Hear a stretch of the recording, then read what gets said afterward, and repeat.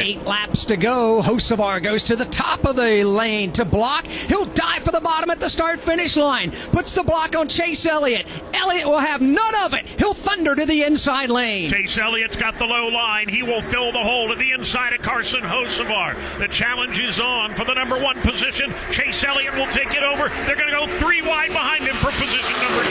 There's Austin Cindric to the inside of Denny Hamlin, to the inside of Carson Hocevar. Off of turn 2, they are 3 wide for the second spot behind race leader Chase Elliott, who brings the thundering pack of cars to turn 3. Racing frantically back into the corner. It's Elliott the leader, Hocevar second, side by side for third. Cindric and Hamlin behind them. They are 3 wide, 5 rows deep. They are 3 wide from 5th on back. Stay tuned to hear today's winner and others when NASCAR Live Race Day continues after the checkered flag presented by Chevrolet. Together, let's drive. Leaders off the end of the front straightaway. We've got 7 laps to go. And Mike Bagley, since we're rolling out the Ken Squire-isms, Grandma, put your teeth in your pocketbook. It's starting to get crazy. Chase Elliott leads at the front of the pack over Carson Hocevar. Hocevar has settled in the line in the second spot for now after racing 3 wide for that position a lap ago. Then they're 3 wide behind them. Here comes Denny Hamlin. Gets a shove by Tyler Reddick to challenge for the lead. Denny Hamlin busts a move out of the pack and now pulls even with Chase Elliott for the race lead. Hamlin in the middle part of the racetrack. Elliott up against the safer barrier. Elliott has the momentum topside. He'll reclaim the race lead. He's got a trunk full of drafting help with the car of Carson Hocevar. He's got Michael McDowell and Kyle Larson stacked up on that outside lane, and they begin to roll. Anybody's ball game right now. Front of the pack, they are single file for first, second, and now third as Denny Hamlin slides through to try and take over that spot.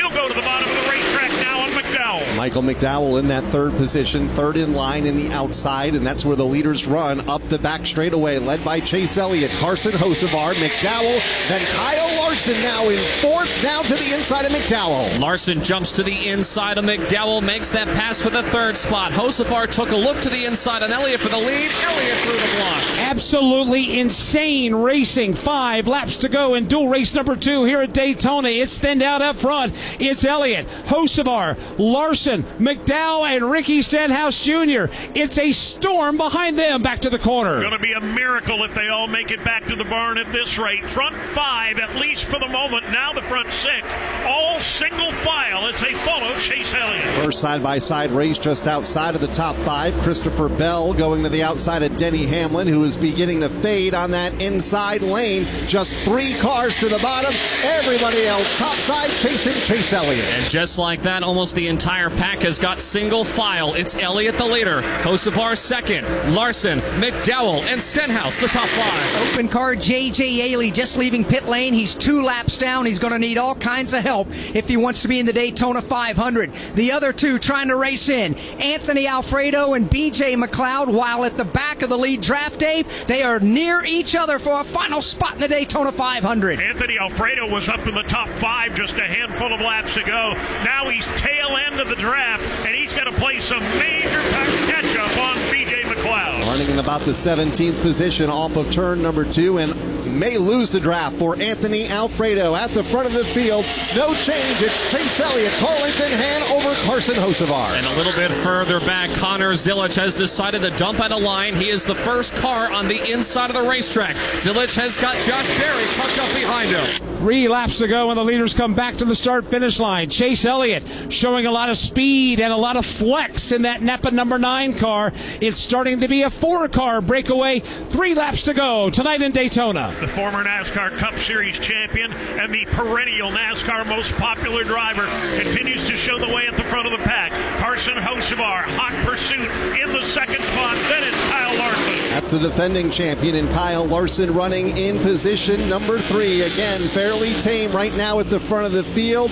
Toward the back, Connor Zilic stepping out of line, trying to drum up some help to the bottom. And right now, Connor Zilic has got no help. He'll jump up to the outside lane right in front of Josh Berry as everyone goes single file on the top side of the racetrack. It means the calm before the storm, and that storm is on the horizon. 2 laps to go in dual race number 2. Chase Elliott has the field at at bay. Everybody rumbles back to the 31 degrees of banking. Elliott's got a rear view mirror full as they race into turn number 1.